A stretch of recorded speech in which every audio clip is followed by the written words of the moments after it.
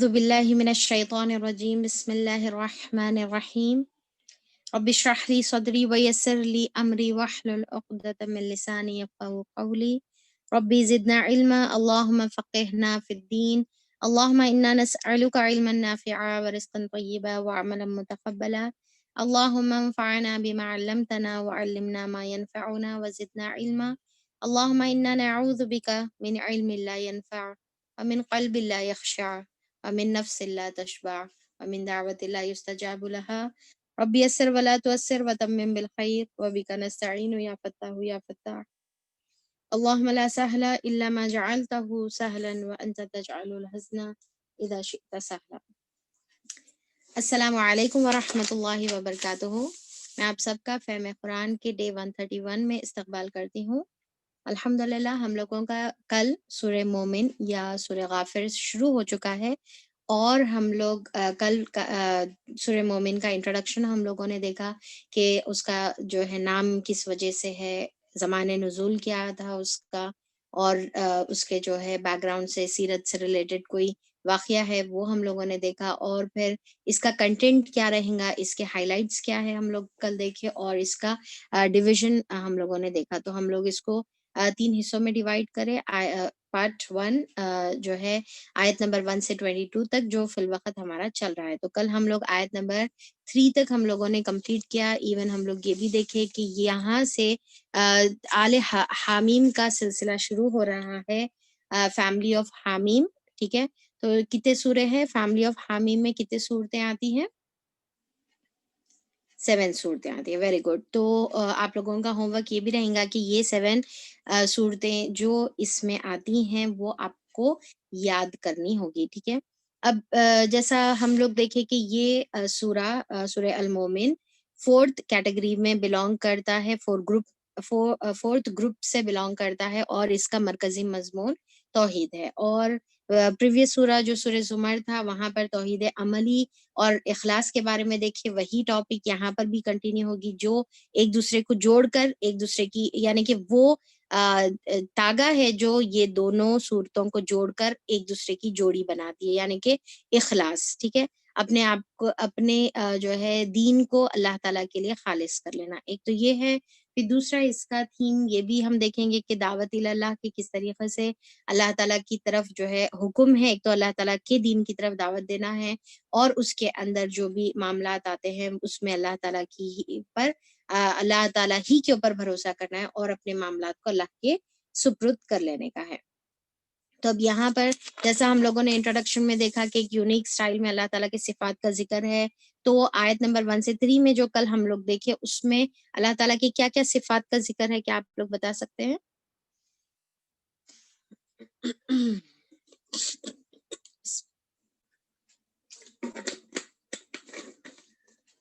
Very good. عزیز العلیم ہے، غافر الذنب ہے، قابل التوب ہے، شدید العقاب ہے، اور ذی الطول۔ یہ تمام صفات کا کل ہم لوگوں نے ذکر دیکھا تھا۔ اچھا، اب آپ یہ بتائیے کہ یہ جو صفات ہے، اتنے پیارے خوبصورت سے یہاں پر جو صفات دیے ہوئے ہیں، کیا کسی نے آپ میں سے ان صفات کے وسیلے سے دعا کی ہے؟ یعنی کہ ان صفات کا ذکر کر کے کہ اللہ تعالیٰ تو غافر الذنب ہے، تمام گناہوں کو ڈھانکنے والا ہے، اور پھر اللہ تعالیٰ تو قابل توب ہے، توبہ کو قبول کرنے والا ہے، رائٹ۔ تو دیکھیے کہ یہ جو صفات ہے، اتنی پیاری جو صفات ہے، اس کے جب ہم پڑھتے ہیں تو یہ صفات کے ذریعے سے اللہ تعالیٰ تو العلیم ہے، العزیز ہے، اور پھر جو ہے ذی الطول ہے۔ تیری اتنی بڑی، اتنی وسعت والی تیری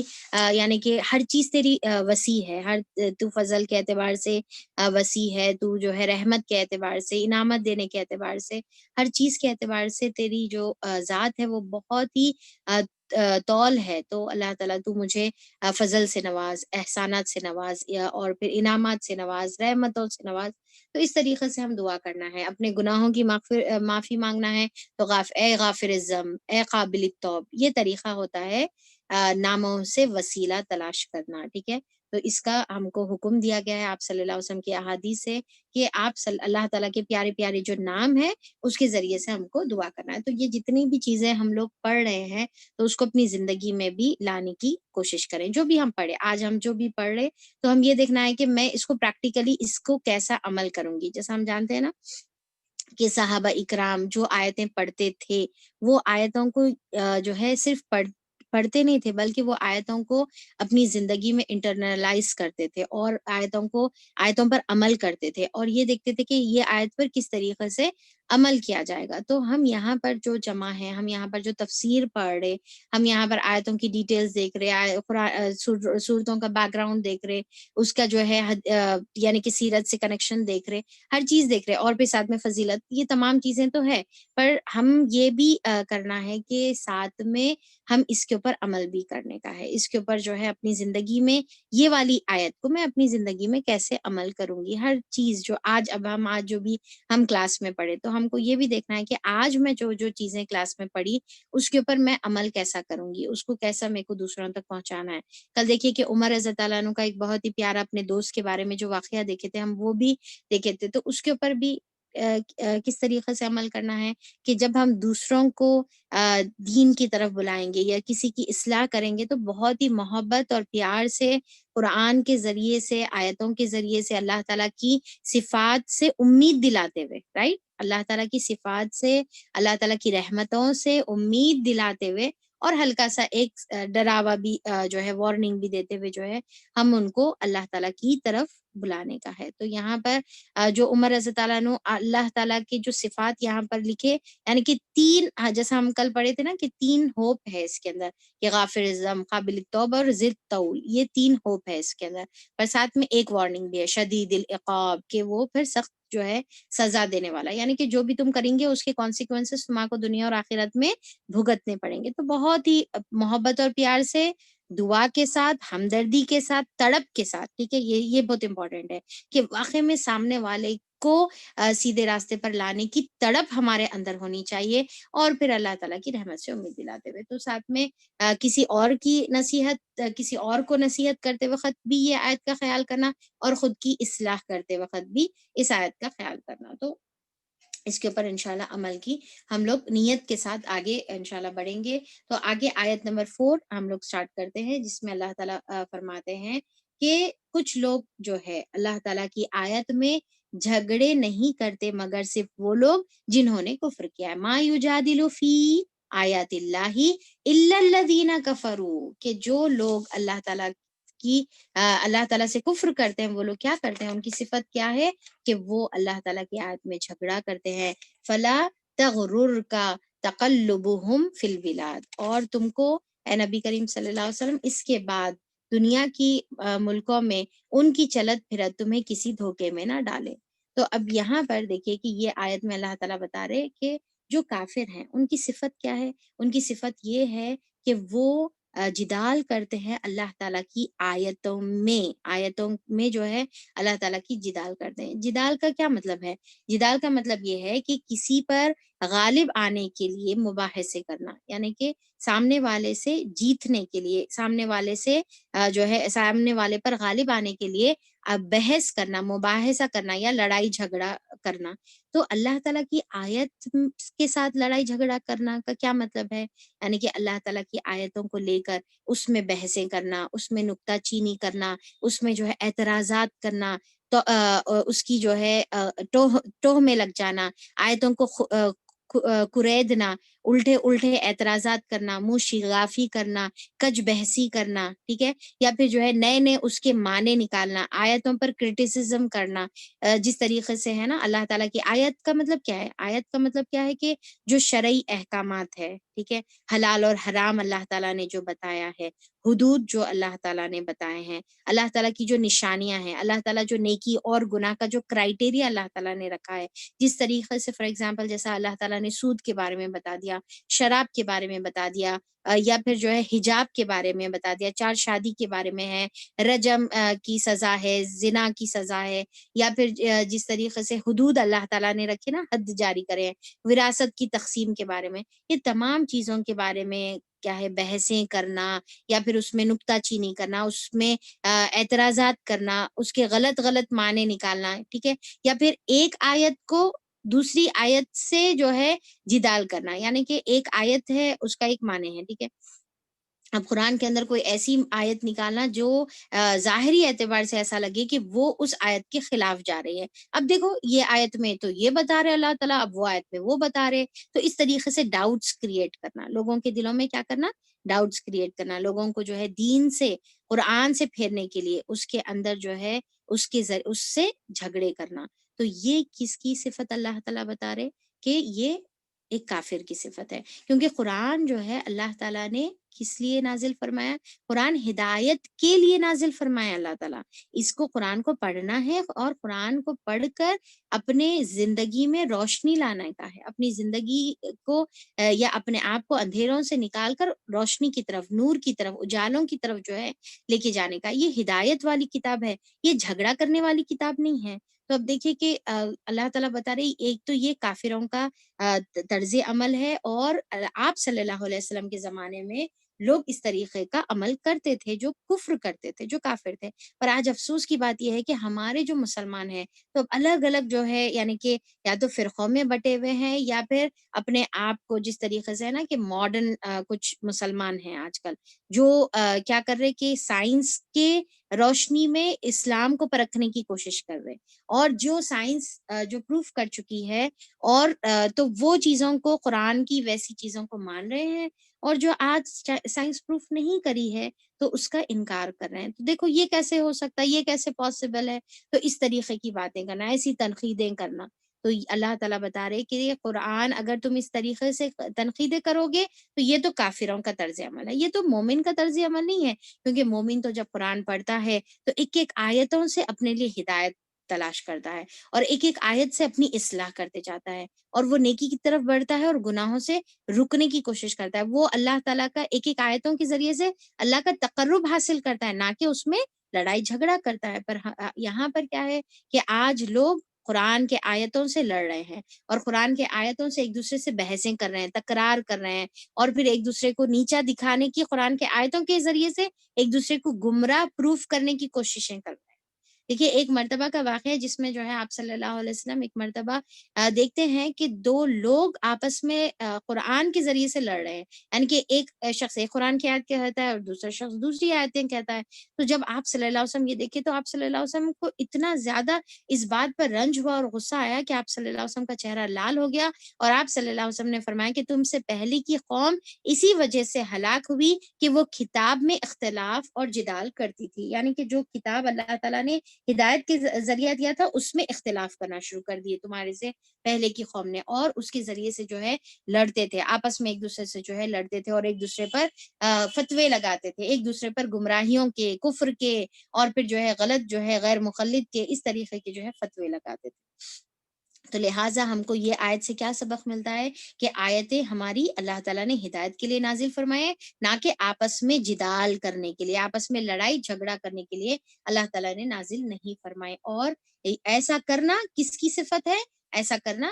کافر لوگوں کی صفت ہے۔ اور پھر دوسرا اللہ تعالیٰ بتاتے ہیں فلا یغرر کا تقلبہم، کہ نہ تو نہ دھوکے میں ڈالے تجھ کو ان کا چلنا پھرنا۔ تقلب کا ہے کا روٹ ورڈ کیا ہے؟ قلب سے ہے، ٹھیک ہے، قلب یہ جیسا دل کو بھی کہتے ہیں، تو تقلب یعنی کہ ان کا چلنا پھرنا، آگے پیچھے جانا، ٹھیک ہے، اوپر نیچے جو ہونا ہے، ان کی بھاگ دوڑ، اس کا مطلب نکلتا ہے۔ تو دنیاوی اعتبار سے ان کی بھاگ دوڑ، اس کا پہلا مطلب کیا نکلے گا کہ جو ان کا انکار کرنے کے باوجود، ٹھیک ہے، تو ہم کیا ایکسپیکٹ کرتے کہ دیکھو کفر کر رہے، اللہ تعالیٰ کی آیتوں کا انکار کر رہے، اللہ تعالیٰ کی آیتوں میں جھگڑا کر رہے، تو لہٰذا ان کا انجام دنیا میں کیا ہونا چاہیے؟ ان کو تو ذلت ملنی چاہیے، ان کو تو یعنی کہ ناکامی ملنی چاہیے، یہ تو قریب ہونا چاہیے، اللہ تعالیٰ کا یعنی کہ عذاب ان کے اوپر فوری آ کر ان کو پکڑ لینا چاہیے۔ پر اس کے برعکس کیا نظر آتا ہے کہ دنیاوی اعتبار سے وہ ایسے لوگ جو اللہ تعالیٰ کا کفر کرتے ہیں وہ دنیاوی اعتبار سے بہت کامیاب ہے، بہت مزے میں ہے، بہت جو ہے دنیاوی اعتبار سے جو ہے یعنی کہ خوش ہے۔ تو اللہ تعالیٰ بول رہے کہ دیکھو یہ ظاہری اعتبار سے ان کی یہ خوشی، ان کی یہ کامیابی، ان کا یہ پیسہ، ان کی یہ سرداری، ان کا یہ اونچے اونچے پوزیشنز پانا تم کو دھوکے میں نہ ڈالے۔ یہ دنیا کا چند روز کی ان کو اللہ تعالیٰ نے دنیا میں ڈھیل دی ہوئی ہے، یہ تو اللہ تعالیٰ کی طرف سے ڈھیل ہے، قیامت میں اللہ تعالیٰ پکڑنے والے۔ اب دیکھیے کہ دنیاوی اعتبار سے جیسا یہ اگر ہم ایک ایگزامپل کے طور پہ سمجھیں گے کہ جو لوگ دین پر عمل کرتے ہیں وہ لوگ اپنے آپ کو جو ہے نفسانی خواہشات کو روک روک کر اپنی ایک زندگی میں جو ہے اللہ تعالیٰ کے لمیٹیشنز کو جو ہے اپنے اطراف یعنی کہ حصار کے طور پر باندھ لیتے ہیں، اپنے اطراف ایک باؤنڈری میں جو ہے وہ آ جاتے ہیں۔ تو اس کے علاوہ جو لوگ اللہ تعالیٰ کی آیتوں پر ایمان نہیں لاتے یا اللہ تعالیٰ کے احکامات کی پابندی نہیں کرتے، تو ان کو اگر دیکھیں گے تو انہوں بڑے مزے کر رہے، موج کر رہے، پارٹیاں کر رہے، ناچ گانا،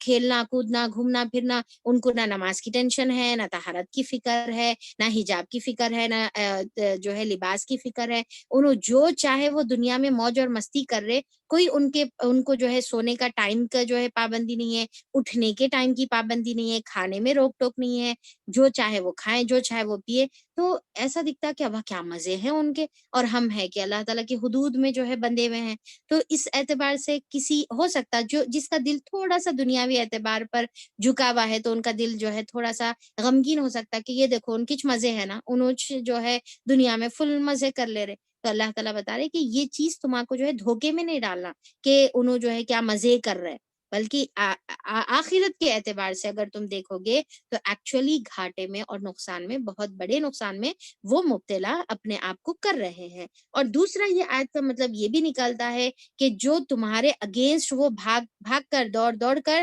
تمہارے لیے، تمہارے اگینسٹ جو وہ لوگ پلاٹ کر رہے ہیں، تمہارے اگینسٹ جو سازشیں کر رہے ہیں، تمہارے خلاف جو یعنی کہ گروپنگ کر رہے ہیں، تو وہ تمہارے کو دھوکے میں نہیں ڈالنا ہے، تمہارے کو سیڈ نہیں کرنے کا ہے، تمہارے کو پریشانی میں مبتلا نہیں کرنے کا ہے۔ اور جس طریقے سے کفار مکہ آپ صلی اللہ علیہ وسلم کے اگینسٹ کیا کرتے تھے، سازشیں کرتے تھے، تو اس کے لیے کیا کرتے تھے، بڑی جو ہے میٹنگیں کر رہے، بڑے جو ہے گیدرنگز کر رہے، اور آپس میں ایک دوسرے کے پاس جا کر خفیہ سازشیں کر رہے، اور آہستہ آہستہ سے جو ہے ایک دوسرے کو اشارے کر رہے ہیں۔ تو اللہ تعالیٰ بول رہے کہ یہ تمام جو چیزیں وہ لوگ کر رہے ہیں، یہ شہر میں جو بھاگ دوڑ کر رہے ہیں، اس سے تم جو ہے کیا ہے، مایوس ہونے کی ضرورت نہیں ہے، یا تمہارے کو جو ہے دھوکہ پڑنے کی ضرورت نہیں ہے، بلکہ تم کو اللہ تعالیٰ پر بھروسہ کرنا چاہیے۔ اور پھر تم کو ان کا یہ جھٹلانے کے باوجود ان کی کامیابی یا ان کا آپ کے اگینسٹ پلاٹ جو ہے آپ کو پریشان یا دھوکے میں نہیں ڈالنا ہے۔ ان سے پہلے نوح علیہ السلام کی قوم بھی جھٹلا چکی ہے، اور اس کے بعد بہت سی دوسرے جتوں نے بھی یہ کام کیا ہے، یعنی کہ یہ پہلی چیز نہیں ہے، بلکہ ہر قوم نے اس طریقے کا معاملہ کیا، اور آپ کو معلوم ہے کہ ان کے ساتھ پھر انجام کیا ہوا۔ ہر قوم اپنے رسول پر جھپٹی تاکہ اسے گرفتار کرے، ان سب نے باطل کے ہتھیاروں سے حق کو نیچا دکھانے کی کوشش کی، مگر آخر کار میں نے ان کو پکڑ لیا، پھر دیکھ لو میری سزا کیسی سخت تھی۔ تو اب اللہ تعالیٰ یہاں پر دیکھیں کہ ایک طرف آپ صلی اللہ علیہ وسلم کو ایک ڈھارس دے رہے کہ پہلے کی تمام قوم ایسی احزاب بناتے گئے، ایسی گروپس بناتے گئے، اور پھر چاہے کہ اپنے نبیوں کو پکڑے اور ان کو نقصان پہنچائے، پر ہوا کیا، اللہ تعالیٰ ہی نے ان کو پکڑا اور خطرناک ان کو جو ہے عذابات میں مبتلا کیا، پھر دیکھ لو میری سزا کیسی سختی۔ اب جہاں پر آپ صلی اللہ علیہ وسلم کو تسلی ہے، تو دوسری طرف قریش مکہ کو وارننگ ہے کہ تم جو اللہ تعالیٰ کے نبی کے خلاف جو سازشیں کر رہے ہو، تم کیا سمجھ رہے چھوڑ دیے جاؤ گے؟ ایسی جو ہے تمہارے کو جو ہے چھوڑ دیا جائے گا؟ اب تم کو ضرور پکڑا جائے گا، اور پھر دیکھو کہ فکیف کان عقاب، کہ پھر میری سزا کیسی سخت ہے۔ اسی طرح تیرے رب کا یہ فیصلہ بھی ان سب لوگوں پر چسپاں ہو چکا ہے جو کفر کے مرتکب ہوئے، جو کفر کے مرتکب ہوئے ہیں،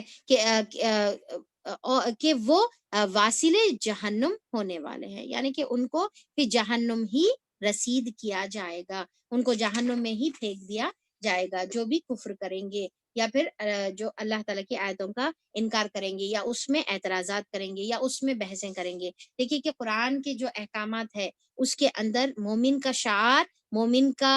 یعنی کہ کوالٹی یہ نہیں ہے کہ وہ اس کے اندر جو ہے بحثیں کرے، یا نکتہ چینی کرے، یا اعتراضات کرے، ایسا کہے کہ کئی کو اللہ تعالیٰ ہمارے کو جو ہے اللہ تعالیٰ مرد کو خوام کیوں بنائے، 4 شادیوں کا حق کیوں اللہ تعالیٰ ان کو رکھے، یا پھر مینسس عورتوں کو ہی کیوں ہوتے ہیں، بچہ عورت ہی کیوں جو ہے جننا چاہیے، یا پھر اس طریقے کی جو بیکار جو باتیں، یا پھر کوئی کہے کہ بھئی شراب ہمارے لیے بھی حلال ہونا چاہیے تھا، کیوں ہمارے لیے حرام ہے، یہ حجاب ہم کیوں کرنا ہے۔ تو یہ بہرحال یہ جتنی بھی چیزیں ہیں، تو ایسے اعتراضات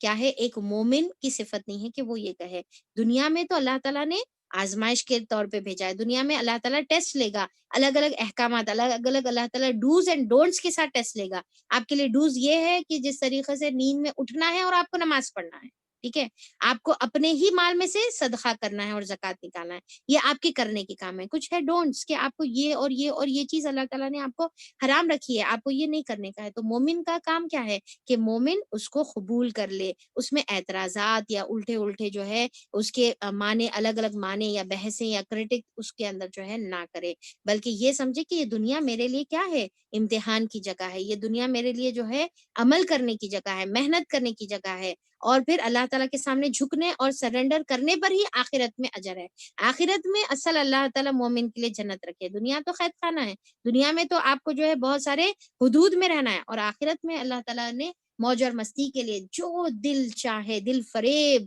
اور دل جو چاہ رہا، ہر چیز وہاں پر ملے گی، جس کا ہم پریویس صورتوں میں جو ہے بہت ہی خوبصورت طریقے سے اس کا منظر ہم دیکھ چکے ہیں۔ اب دیکھیے کہ جو ایسا کرتا ہے، جو اپنے آپ کو اللہ تعالیٰ کے سامنے سرنڈر کرتا ہے اور ایمان لاتا ہے اور اللہ تعالیٰ کے لیے جو ہے دنیا میں محنت کرتا ہے اور اللہ تعالیٰ کے احکامات کے آگے اپنے آپ کو جو ہے جھکا دیتا ہے، ان کے لیے کیا فضیلت ہے۔ اب دیکھیے کہ آیت نمبر 7 میں اللہ تعالیٰ کیا فرماتے ہیں، عرش الہی کے حامل فرشتے اور وہ جو عرش کے گرد و پیش حاضر رہتے ہیں، سب اپنے رب کی حمد کے ساتھ اس کی تسبیح کر رہے ہیں۔ تو اللہ تعالیٰ کیا بتا رہے ہیں کہ جو عرش کے حاملین عرش ہے، یعنی کہ عرش کے جو فرشتے ہیں، اب پریویس جو ہے سورہ زمر کی بھی آیت نمبر 75 میں ہم یہ پڑھ چکے ہیں نا، کہ جو اللہ تعالیٰ کے عرش کے ارد گرد جو حافینہ جو فرشتے ہیں، من حول العرشی یسبحون بحمد ربہم، کہ وہ کیا ہے، اللہ تعالیٰ کے جو ہے اطراف، عرش کے اطراف حلقہ بنائے ہوئے ہیں اور اللہ تعالیٰ کی حمد اور اللہ تعالیٰ کی تسبیح بیان کر رہے ہیں۔ اب اس کی ڈیٹیلز یہاں پر سورہ زمر میں ڈیٹیل نہیں دیا ہوا تھا، بس ایک جو ہے ذکر کر دیا گیا تھا۔ اب یہاں پر اس کی جو ہے ڈیٹیل اللہ تعالیٰ بتا رہے ہیں کہ وہ جو عرش کے فرشتے ہیں وہ کیا کر رہے ہیں۔ تو ایک تو حاملین عرش، حاملین عرش یعنی کہ اللہ تعالیٰ کے عرش کو اٹھانے والے فرشتے، ٹھیک ہے، اس کو حاملین عرش کہتے ہیں۔ اور پھر اطراف بھی کچھ فرشتے ہیں جو اللہ تعالیٰ کے گرد و پیش ہے، اس طریقے سے ہے نا کہ اللہ تعالیٰ کے عرش کے اطراف جو فرشتے ہیں وہ مسلسل اللہ تعالیٰ کی حمد و تسبیح کر رہے ہیں، اس طریقے سے کنٹینیوسلی شہد کی مکھیاں جیسا بھن بھن آتی ہے، گن جیسا آتی ہے، تو ویسا جو ہے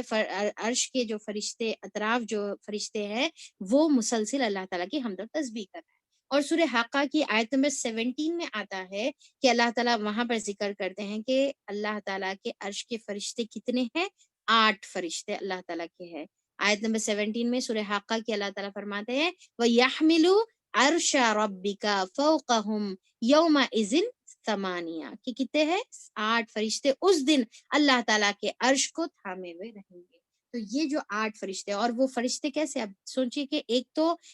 اللہ تعالیٰ کا عرش جو سورہ آیت الکرسی میں ہم لوگ دیکھ چکے ہیں نا کہ بہت ہی بہت ہمارے تصور سے بڑا ہے، بہت ہی تصور سے بڑا ہے، جو زمین اور آسمان کو احاطے میں لینے والی جو کرسی ہے، وہ کرسی عرش کے مقابلے میں جیسا صحرا میں ایک انگوٹی کی طرح ہے، تو بہت ہی وسیع اللہ تعالیٰ کا عرش ہے۔ تو وہ عرش کو اٹھانے والے فرشتے ڈیفینیٹلی پھر وہ بھی بہت بڑے ہیں، بہت ہی زیادہ ہیوج ہیں، بہت ہی زیادہ جو ہے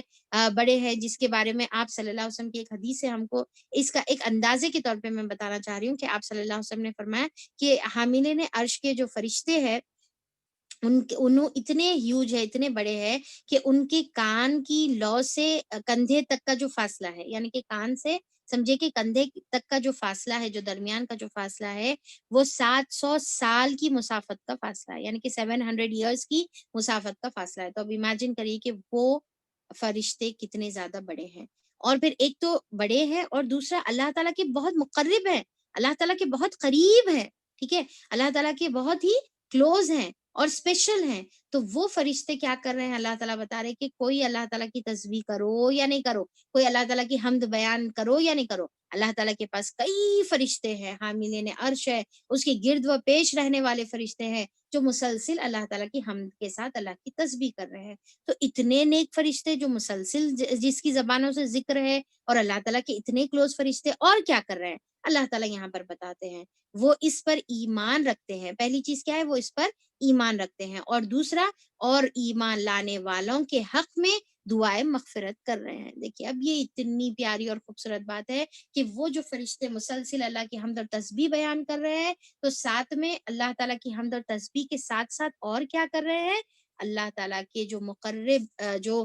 ایمان والے جو بندے ہیں، اللہ تعالیٰ کے اوپر ایمان لانے والے جو مومن بندے ہیں، ان کے لیے دعائیں مغفرت کر رہے ہیں. اور اللہ تعالیٰ سے جو ہے وہ کہہ رہے ہیں کہ اللہ تعالیٰ آپ کی جو ہے حمد ہے، آپ پاک ہے اللہ تعالیٰ، سب کی سب تعریف تیرے لیے ہے. اللہ تعالیٰ تو جو ہے تمام مومنوں کے جو ہے اللہ تعالیٰ تو سب ان کے اعمال جانتا ہے، اس کے باوجود اللہ تعالیٰ تو ان سے درگزر فرما دے، ان کی اللہ تعالیٰ تو ان کی مغفرت فرما دے. اور کچھ فرشتے کیا کہتے ہیں کہ اے ہمارے پروردگار، تو نے ہر چیز کو اپنی رحمت اور علم سے گھیر لیا ہے، تیری رحمت تیرے بندوں کے گناہوں اور غلطیوں سے زیادہ ہے، اور تیرا علم ان کے تمام اعمال، ان کے اقوال اور ان کے حرکات اور سکنات کو احاطہ کیے ہوئے ہے. اللہ تعالیٰ تو ان کے گناہوں کی مغفرت کر دے، تو ان کے گناہوں کو بخش دے. تو وہ مسلسل دعا کر رہے ہیں. اب دیکھیں کہ یہاں پر غور کرنے کی بات یہ ہے کہ یہ شرف، یعنی کہ فرشتے ہمارے لیے دعا کر رہے ہیں، یہ شرف کس کو ملے گا؟ ایمان لانے والوں کو ملے گا. ایمان کی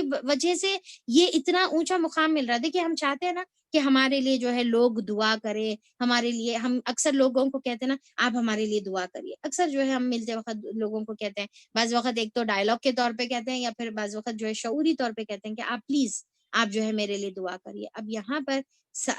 لوگوں کی جو دعا ہے، یعنی کہ انسانوں کی جو دعا ہے، وہ چاہے تو اللہ تعالیٰ قبول کرے یا نہ کرے، رائٹ. اور پھر انسانوں کی جو دعا ہے، وہ انسان نیک ہے گنہگار ہے ہم کو نہیں معلوم ہے، رائٹ. پر یہاں پر فرشتے ہم کو معلوم ہے کہ وہ معصوم جو ہے، معصوم ہے، ہر گناہ سے معصوم ہے، ان لوگ گناہ نہیں کرے ہوئے ہیں. دوسرا یہ ہے کہ ان کی زبانیں ہمیشہ حمد اور تسبیح میں لگی ہوئی ہے، یعنی کہ وہ لوگ بہت نیک ہے. تیسرا یہ ہے کہ وہ لوگ اللہ تعالیٰ کے مقرب ہے، کیونکہ عرش، حاملین عرش ہے، عرش کے وہ فرشتے ہیں اتنا مقرب ہونے کے بعد. اور پھر چوتھا یہ ہے کہ ان کی دعا رد نہیں کی جائے گی. اور پانچواں یہ ہے کہ اللہ تعالیٰ ہی نے خود ان کو دعا کرنے کا حکم دیا ہے، یعنی کہ کیسا بھی گارنٹی کے ساتھ ان کی دعا قبول ہوگی. تو انہوں ہمارے لیے، یعنی کہ وہ جو فرشتے ہیں، وہ لوگ ہم سے اتنی محبت کرتے ہیں، اتنی ہماری فکر کرتے ہیں، اتنی ہماری خیر خواہی کرتے ہیں کہ ہمارے لیے مسلسل دعا کر رہے ہیں. اور وہ خیر خواہی کی وجہ کیا ہے؟ ہمارا ایمان لانا. کیونکہ اب یہاں پر دیکھیں کہ اللہ تعالیٰ کیا بولے، وہ اس پر ایمان لاتے ہیں، یعنی کہ وہ خود اللہ پر ایمان لاتے ہیں اور ایمان لانے والوں کے حق میں دعا کر رہے ہیں. یعنی کہ ایمان ایک کامن فیکٹر ہے جو ان کے اور ہمارے درمیان کامن ہے، رائٹ. یعنی کہ ہم جو ہے جیسا ہوتے ہیں نا کلاس میٹس ہوتے ہیں، تو ہم لوگ ایمان میٹس ہیں، یعنی کہ جو فرشتے اور ہم، تو اس کی وجہ سے ان کو ہم سے محبت ہے، اس کی وجہ سے ان کو ہماری خیر خواہی ہے، ہماری فکر ہے. تو اس محبت کی بنا پر، وہ ایمان کی فضیلت کی بنا پر، وہ ہمارے لیے اللہ تعالیٰ کے حضور کیا کر رہے ہیں؟ دعائیں کر رہے ہیں. تو کتنی بڑی شرف کی بات ہے، کتنی بڑی یہ جو ہے اللہ تعالیٰ کی طرف سے ہمارے لیے رحمت ہے کہ اللہ تعالیٰ ایک فرشتوں کو اپوائنٹ کرے ہوئے ہیں، اور وہ بھی سب سے مقرب فرشتوں کو اپوائنٹ کرے ہوئے ہیں کہ چلو میرے ایمان والے بندوں کے لیے تم دعائیں کرتے رہو. تمہارا کام کیا ہے؟ میری تسبیح کرنا، میری حمد بیان کرنا، اور ساتھ میں تمہارا ایک ڈیوٹی ہے، ایک تمہاری اور ایک کام ہے، اور تمہارا کام یہ ہے کہ میرے مومن بندوں کے اوپر جو اپنی زندگیوں کو میرے لیے سرنڈر کرے ہوئے ہیں، اپنی خواہشات کو میرے سامنے جو ہے قربان کرے ہوئے ہیں، ان کے لیے اب تمہارا کام یہ ہے کہ تم دعائیں مغفرت کرو ان کے لیے. سبحان اللہ. یہ تو اللہ تعالیٰ کا بہت بڑا ایمان والوں کے اوپر انعام ہے. اور دیکھیے کہ یعنی کہ ایک تو جس طریقے سے فرشتے ہمارے لیے دعا کر رہے، تو ہم کو بھی اللہ تعالیٰ کی طرف سے، یعنی کہ یہ فرشتوں کے عمل سے، یہ فرشتوں کی سنت سے سمجھے کہ ہم کو ایک سیکھ ملتی ہے کہ ہم کو بھی چاہیے کہ ایمان والوں کے لیے دعا کرے. یعنی کہ فرشتے ہمارے لیے دعا کر رہے، اور ہم کو بھی چاہیے کہ ہمارے مومن بھائیوں کے لیے، ہمارے مومن بہنوں کے لیے ہم بھی دعا کریں اس طریقے سے. اور پھر اس کا فائدہ کیا ہوگا؟ پلٹ کر ہمارے کو ہی ہوگا. اب دیکھیے کہ فرشتے دعا کر رہے ہیں تو پلٹ کر فائدہ ان کو نہیں ہے، پر یہاں پر دیکھیے کہ پلٹ کر فائدہ ہمارے لیے ہی ہے۔ صحیح مسلم کی حدیث ہے جس کے اندر ابو دردہ رضی اللہ عنہ سے روایت ہے کہ نبی کریم صلی اللہ علیہ وسلم سے انہوں نے سنا ہے کہ کیا سنا ہے کہ جس نے اپنے کسی بھائی کے لیے غائبانہ دعا کی، یعنی کہ اس کو نہیں معلوم، وہ بھائی وہاں پر موجود نہیں ہے، اس کے سامنے دعا نہیں دے رہا، بلکہ اس کے پیچھے جو ہے اس کے لیے دعا کی، تو اگر غائبانہ طریقے سے جو ہے اس کے لیے دعا کی تو اس پر مقرر فرشتہ کہتا ہے، یعنی کہ اس کے لیے جو اللہ تعالیٰ نے فرشتہ اپوائنٹ کیا وہ کہتا ہے کہ تمہاری دعاؤں کے لیے اللہ تعالیٰ قبول کرے، تمہاری دعاؤں پر آمین جو ہے وہ کہتا ہے، اور ساتھ میں یہ کہتا ہے کہ اللہ تعالیٰ تمہارے لیے بھی جو ہے سیم وہی عطا کرے، وَلَكَ بِمِثْلِهِ، کہ تمہارے لیے بھی اللہ تعالیٰ سیم وہی چیز عطا کرے۔ تو اب دیکھیے کہ اگر ہم کسی کے لیے اللہ تعالیٰ ان کی مغفرت کر دیجئے تو فرشتے ہمارے لیے کیا کہتے ہیں کہ تمہاری بھی اللہ مغفرت کرے، اللہ تعالیٰ اس پر رحم فرمائے، فرشتے کہتے ہیں کہ تمہارے اوپر بھی جو ہے اللہ تعالیٰ رحم کرے، اللہ تعالیٰ تو اس سے راضی ہو جا، تو فرشتے ہمارے لیے رضا کی دعا کرتے ہیں۔ تو لہٰذا ہم کو چاہیے کہ تمام مومن اور مومنات کے لیے اللہم اغفر للمؤمنین والمؤمنات یہ دعا ہم کرتے رہیں۔ تو دیکھیے کہ کتنے یعنی کہ کتنے کروڑوں مومن ہیں نا جو گزر چکے ہیں، جو یعنی کہ فی الوقت موجود ہیں تو موجود ہی کتنے لاکھوں کروڑوں ہیں، اور پھر جو گزر چکے وہ کتنے زیادہ کروڑوں ہیں۔ تو اگر ہم مومن مرد اور مومن عورتوں کے لیے اگر ہم یہ کہیں کہ اللہ تعالیٰ تمام کی مغفرت کر دیجئے، تو جتنے لاکھوں کروڑوں لوگوں کے لیے ہم نے دعا کی ہے اتنے لاکھوں کروڑوں بار فرشتے ہمارے لیے یہ کہہ رہے ہیں کہ تمہارے لیے بھی same to you, same to you, same to you. ٹھیک ہے، تو کتنا آسان ہے نا۔ تو ہم اگر کسی کے لیے دعا کر رہے ہیں تو ہمارے لیے، تو کسی کی صحت کے لیے، کسی کی پریشانی دور کرنے کے لیے، تو فرشتے ہماری پریشانی دور کرنے کی دعا کرتے ہیں۔ تو کتنا خوبصورت اللہ تعالیٰ نے یہ ہمارے لیے آسان طریقہ رکھا ہے کہ تم دوسروں کی خیر خواہی کرو، اللہ تعالیٰ فرشتے اپوائنٹ کرے ہوئے جو تمہاری خیر خواہی کریں گے، جو تمہارے لیے دعا کریں گے۔ تو ہم کو کیا ہے، کوشش کرنا ہے کہ ہم صرف جو ہے جو کہتے ہیں ہمارے کو دعا کرنے کے لیے، صرف ان کے لیے نہیں بلکہ اپنی دعاؤں میں یہ کہیں کہ اللہ تعالیٰ تمام مومن مرد اور عورتوں کے لیے یہ اللہ تعالیٰ تو عطا فرما، اللہ تعالیٰ تو یہ عطا فرما، اور پھر جو ہے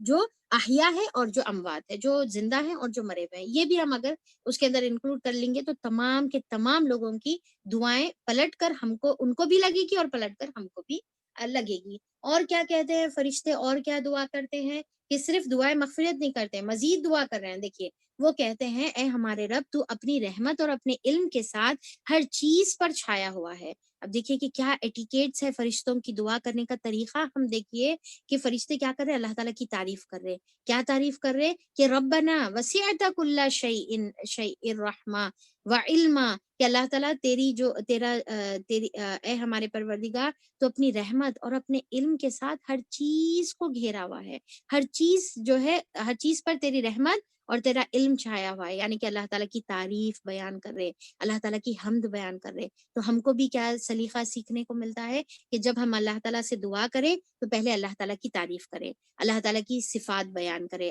جس طریقے سے ابھی کلاس کے شروع میں بھی ہم دیکھیں نا کہ اللہ کے اسماء و صفات سے کے وسیلے سے ہم کو دعا کرنا ہے، تو یہاں پر بھی اللہ تعالیٰ کی رحمت سے، اللہ کے علم، کامل علم کی بنا پر ہم دعا کر رہے ہیں۔ پھر اس کے بعد کیا کہتے ہیں، بس معاف کر دے اللہ تعالیٰ اور عذاب دوزخ سے بچا لے، یعنی کہ جو مومن مرد اور عورت ہے ان کو اللہ تعالیٰ تو اپنی رحمت سے معاف کر دے، اور تو تیرے علم کی بنا پر تو جانتا ہے کہ انہوں نے کیا کیا گناہ کیے ہوئے ہیں، دیکھو سب معلوم ہے اللہ تعالیٰ کہ ہر ایک انسان کا کیا عمل ہے، پھر بھی اللہ تعالیٰ تو ان کو معاف کر دے، اپنی رحمت میں ان کو ڈھانک لے، اور دوزخ کے عذاب سے تو ان کو بچا لے۔ اچھا کن کن کو بچا لے، یہاں پر دیکھیے سب کو نہیں بلکہ ان لوگوں کو جنہوں نے توبہ کی ہے، یعنی کہ اللہ تعالیٰ جو توبہ کر کے تیری طرف پلٹ آتے ہیں، تیری طرف رجوع کرتے ہیں، للذین تابو، جو توبہ کرتے ہیں، اور ساتھ میں کیا ہے، وَاتَّبَعُوا سَبِيلَكَ، اور تیرے راستے کے اتباع کرتے ہیں، تیرے راستے کی پیروی کرتے ہیں، تیرے راستے کو ہو بہو فوٹ سٹیپ کی طرح جو ہے، قدم بقدم جو ہے تیرے راستے کو فالو کرتے ہیں، اللہ تعالیٰ تو ان کے اوپر رحم فرما، تو ان کی مغفرت کر، اور تو ان کو دوزخ کے عذاب سے بچا لے۔ تو دیکھیے کہ یہاں پر شرط بھی رکھ دی گئی ہے، ایک تو شرط کیا ہے، ایمان لانا شرط ہے، اور دوسرا کیا ہے شرط، کہ توبہ کرنا ہے، پلٹ آنا ہے اللہ تعالیٰ کی طرف، منمانی نہیں بلکہ پلٹ آنا ہے، اور تیسرا اللہ تعالیٰ کا راستہ اختیار کرنا ہے، اللہ تعالیٰ کے راستے کی پیروی کرنا ہے، اللہ تعالیٰ کے راستے کی اتباع کرنا ہے۔ اب یہاں پر دیکھیے کہ راستے کے اتباع کا کیا مطلب ہے کہ اللہ تعالیٰ کے راستے، اللہ تعالیٰ کی یعنی کہ قرآن کے اوپر ایمان لانا ہے اور اس کے اوپر عمل کرنا ہے، اور اس کا راستہ اختیار کرنے کا مطلب کیا ہے؟ اللہ تعالیٰ کے راستے میں دعوت دینے کے لیے نکل جانا ہے، اللہ تعالیٰ کی دین کی طرف لوگوں کو بلانے کے لیے نکل جانا ہے۔ تو جو یہ کرتے ہیں اللہ تعالیٰ، تو ان کی مغفرت فرما۔ اچھا، پھر فرشتے یہاں پر نہیں رکتے بلکہ اور مزید دعا کر رہے ہیں۔ کیا کر رہے ہیں؟ کہ اے اللہ تعالیٰ ربنا وَأَدْخِلْهُمْ جَنَّاتِ عَدْنِ الَّتِي وَعَدتَّهُمْ، کہ اللہ تعالیٰ ان لوگوں کو جنت میں داخلہ فرما دے، جو ہمیشہ ہمیشہ رہنے والی جنتیں، جہاں پر ہمیشہ ہمیشہ رہنا ہے، جس کا تو نے ان سے وعدہ کیا تھا۔ کس میں وعدہ کیے تھے اللہ تعالیٰ؟ قرآن کے اندر وعدہ کیے تھے، نبی کریم صلی اللہ علیہ وسلم کی زبان سے ہمارے لیے وعدہ کیے تھے اللہ تعالیٰ، تو وہ جنت میں ان کو داخل فرما دے۔ پھر ابھی یہاں پر نہیں رک رہے فرشتے، مزید اور مزید دعا کر رہے ہیں، اور کیا کر رہے ہیں؟ اور ان کے والدین اور بیویوں اور اولاد میں سے جو صالح ہوں، ان کو بھی وہاں ان کے ساتھ پہنچا دیجئے، اللہ تعالیٰ ان کو بھی ان کے ساتھ پہنچا دیجئے، ان کو بھی ان کا مرتبہ عطا فرما دیجئے۔ کن کو؟ ان کے والدین کو۔ اب دیکھیے کہ والدین میں آبائہم میں کیا آ گیا؟ صرف آپ کے والدین نہیں بلکہ آپ کے فور فادرز، آپ کے گرینڈ پیرنٹس، اور ان سے پہلے اور ان سے پہلے اور ان سے پہلے، ٹھیک ہے؟ تو ان کو بھی اللہ تعالیٰ تو ان کے ساتھ پہنچا دیجئے، اور ساتھ میں ان کے ازواج، ان کے بیویاں جو ہے، ان کے جو شریک حیات تھے، جو دنیا میں جو ساتھ اٹھتے تھے، بیٹھتے تھے، کھاتے پیتے اور ہر چیز شیئر کرتے تھے، پر آج اللہ تعالیٰ انہوں دوسرے مقام پہ نہیں، اللہ تعالیٰ ان کو بھی برابر پہنچا دیجئے۔ وَذُرِّيَّاتِهِمْ، اور ان کی آنکھوں کی ٹھنڈک جو اولاد، ان کے دل کے ٹکڑے، ان کے جو ہے یعنی کہ آنکھوں کا جو تارا جس طریقے سے بولیں گے، اور خوشیوں کا ذریعہ، اور جس سے بے انتہا ایک انسان محبت کرتا ہے، وہ کس سے؟ اولاد سے محبت کرتا ہے۔ اب دیکھیے کہ قیامت میں کیا ہوگا کہ کچھ جو ہمارے، ضروری نہیں ہے نا کہ ہر ایک کا عمل برابر کا برابر رہنا، ہر ایک کا عمل ایکول رہنا ضروری نہیں ہے، کسی کا عمل زیادہ ہو سکتا ہے اور کسی کا عمل کم ہو سکتا ہے، رائٹ؟ تو پھر اس کے لیولز کے حساب سے آخرت میں جو ہے جنت کا فیصلہ ہوگا، کوئی آگے رہیں گا، کوئی پیچھے رہیں گا، کوئی اوپر رہیں گا، کوئی نیچے رہیں گا۔ تو وہاں پر یہ ہوگا کہ سمجھے کہ شوہر اوپر ہے تو بیوی نیچے ہے، یا بیوی اوپر ہے تو شوہر نیچے ہے، تو اب وہاں پر انہیں یہ سوچیں گا کہ بھائی ارے میری بیوی میرے ساتھ ہی نہیں ہے۔ اب جنت کا تو اصل مزہ اپنوں کے ساتھ ہے نا، یعنی کہ کوئی بھی جو، جیسا آپ جو ہے فار ایگزامپل بہت ہی ایک خوشی کا موقع آپ کی زندگی میں آیا، ٹھیک ہے، شادی کا جیسا موقع ہے، ہم کیا چاہتے ہیں کہ ہمارے پورے رشتے دار ہمارے ساتھ ہوں، رائٹ؟ تو کیوں ساتھ ہوں؟ تاکہ وہ خوشی جو ہے ملٹی پلائی ہو جائے، وہ خوشی دو بالا ہو جائے۔ اگر ہمارے خود بہت ہی عزیز ترین کوئی ہمارے ساتھ نہیں ہے، تو شادی کا اوکیشن ہونے کے باوجود بھی ہمارے جو ہے چہرے پہ کہیں نہ کہیں ایک جو ہے یعنی کہ ایک سیڈنس جو ہے رہتی، کیونکہ انہوں ساتھ میں نہیں ہے۔ اب جنت اتنی پیاری، اتنی نعمتوں بھری، اب اس کے اندر اگر اپنوں کا ساتھ نہیں رہا تو پھر جنت کے مزہ میں پھر وہ کیا ہے، کمی آ جا سکتی ہے۔ تو وہاں پر وہ جنتی چاہے گا کہ میرے رشتہ دار بھی میرے ساتھ ہو۔ تو اس کے بارے میں ایک جو ہے روایت ہم کو ملتی ہے، سعید بن جبیر رضی اللہ عنہ کی روایت ہے کہ انہوں نے کہا کہ مومن جب جنت میں داخل ہوگا تو وہ اپنے باپ، بیٹے، بھائی کے بارے میں پوچھے گا کہ وہ کہاں ہیں، بس اس سے کہا جائے گا کہ وہ عمل کے اعتبار سے تمہارے طبقے کو نہیں پہنچے، تو مومن کہے گا کہ میں نے عمل اپنے لیے اور ان سب کے لیے بھی کیے تھے، تو اس کے بعد ان سب کو بھی اسی کے درجے میں پہنچا دیا جائے گا۔ پھر سعید بن جبیر رضی اللہ عنہ نے اس آیت کریمہ کی تلاوت فرمائے، جو فی الوقت ابھی ہم جو ہے آیت سورہ مومن کی آیت نمبر 8، ربنا وادخلهم جنات عدن التي وعدتهم من صلح من آبائهم وازواجهم وذرياتهم انك انت العزیز الحکیم۔ تو یہ آیت کی انہوں نے تلاوت فرمائی، تو اللہ تعالیٰ کیا کریں گے کہ وہ درجے میں جو ان کے فیملی ممبرز جو نیچے ہے، تو ان کو بھی اوپر عطا کر دیا جائے گا، ان کو بھی اوپر جو ہے پہنچا دیا جائے گا۔ پر کنڈیشن کیا ہے کہ اللہ تعالیٰ یہاں پر کنڈیشن بتا دیے، یا پھر فرشتے جو ہے کنڈیشن کے ساتھ دعا کرے، ومن صلح، کہ اللہ تعالیٰ جو نیک ہے ان میں سے، یعنی کہ یہ نہیں کہ شوہر بہت نیک تھا، بہت ہی اونچے پوزیشن پہ تھا، پر بیوی بہت بدکار تھی اور صالح نہیں تھی، اس کے پاس صالح عمل نہیں تھے، اور پھر جو ہے وہ یعنی کہ اس کے پاس یعنی کہ نیکیوں کی کمی تھی، تو اس کو پھر وہ لیول نہیں ہے۔ بلکہ وہ اس کی بھی کنڈیشن کیا رہنا ہے کہ وہ بھی جو ہے صالح عمل کرے ہوئے رہنا ہے، وہ بھی توحید پر رہنا ہے، وہ بھی جو ہے شرک سے بچے ہوئے رہنا ہے، وہ بھی بدعتوں سے بچے ہوئے رہنا ہے، وہ بھی اللہ تعالیٰ کے غضب اور غصے سے بچے ہوئے رہنا ہے، اور پھر نیکی کرے ہوئے رہنا ہے۔ پر نیکی میں کیا ہے، ڈیفینیٹلی بہت ہائی لیول کی نیکی نہیں تھی، کمی تھی نیکی میں۔ تو اب یہاں پر یہ صالح بندے کی یعنی کہ فضیلت کی بنا پر دوسرے اس کے رشتہ داروں کو یہ شرف ملے گا کہ ان کو بھی اونچا درجہ دے دیا جائے گا۔ تو اب دیکھیں کہ یہاں پر ہم یہ نہیں کرنے کا ہے کہ اچھا بھائی چلو کچھ لوگ کہتے ہیں نا کہ چلو بھائی کسی کو جو ہے جیسا بیٹے کو حافظ بنا دو اور پھر اپنی جو دل میں آیا منمانی کر لو اور کبھی قرآن کو کھول کر نہیں دیکھو، اور یہ سمجھ لو کہ ہاں بھائی بیٹا حافظ ہے تو لہٰذا وہ ہم سب کو بخشوا لے گا، ٹھیک ہے، والدین کو سب کو بخشوا لے گا۔ ایک جگہ ٹھیک ہے، ایک جگہ یہ بھی بات ہے کہ ہاں اس کی فضیلت ملے گی، جیسے یہ آیت کی روشنی میں بھی ہے، احادیث کی روشنی میں بھی ہے، پر اس کا یہ مطلب نہیں ہے کہ بھائی اولاد کو حافظ بنا کر آپ بالکل قرآن سے جو ہے یعنی کہ پیٹ پیچھے قرآن کو ڈال دو اور اسے منہ پھیر لو، بلکہ آپ بھی کچھ اسٹرگل کرنے والے ہیں، آپ بھی کوشش کرنے والے ہیں، اور پھر ساتھ میں اپنی اولاد کو بھی نیک بنانے والے ہیں۔ تو ہاں یہ ہوگا کہ قیامت کے دن نیک صالح اولاد اپنے والدین کو اونچا درجہ دلانے کا سبب بن سکتی ہے، شوہر بیوی کو اونچا درجہ دلانے کا سبب بن سکتی ہے، بیوی شوہر کو بن سکتی ہے، اور اسی طریقے سے آپس میں بھائی اور بہن، اور اسی طریقے سے جو ہے اسٹوڈنٹ اور ٹیچر ایک دوسرے کو پوزیشن دلانے کا سبب بن سکتی ہے۔ پر شرط یہ ہے کہ ہر کوئی اس میں صالح ہونا چاہیے، ہر کوئی وہاں پر محنت اور کوشش، یعنی کہ دنیا میں اللہ تعالیٰ کی رضا کے لیے محنت اور کوشش اور اسٹرگل، آخرت میں اس کو وہ پوزیشن ملے گا۔ تو اب دیکھیے کہ ہم کو ایک تو اپنے والدین، ٹھیک ہے، اپنے والدین، اپنے رشتہ دار، اپنے لوگوں کے لیے اونچا درجہ جو ہے دلانے کا سبب بننے کی ہم کو کوشش کرنی چاہیے، اور پھر دوسروں کو بھی اس قابل بنائے کہ وہ ہمارا درجہ بننے کی یعنی کہ قابل ہو، جس طریقے سے اولاد کی نیک تربیت سے یہ چیز ہم حاصل کر سکتے ہیں۔ تو اب یہاں پر اتنی یعنی کہ جو فضیلت ہم دیکھیں کہ ایمان کی بنی، ایمان کی وجہ سے مومن کو اللہ تعالیٰ یہ شرف عطا کرتے ہیں کہ فرشتے اس کے لیے اتنی پیاری پیاری دعائیں کر رہے۔ کیا کیا دعا کر رہے؟ پہلی دعا اللہ تعالیٰ کی مغفرت کی، پھر دوسری دعا اللہ تعالیٰ تو دوزخ سے بچا لے، پھر تیسری دعا اللہ تعالیٰ تو ان کو جنت میں داخل فرما دے، جو جنت ہمیشہ ہمیشہ رہنے والی ہے نا جنت، اللہ تعالیٰ تو جنت میں داخل فرما دے، اور پھر ساتھ میں جو ہے اللہ تعالیٰ سے ان کے رشتہ داروں کے لیے بھی جو ہے دعا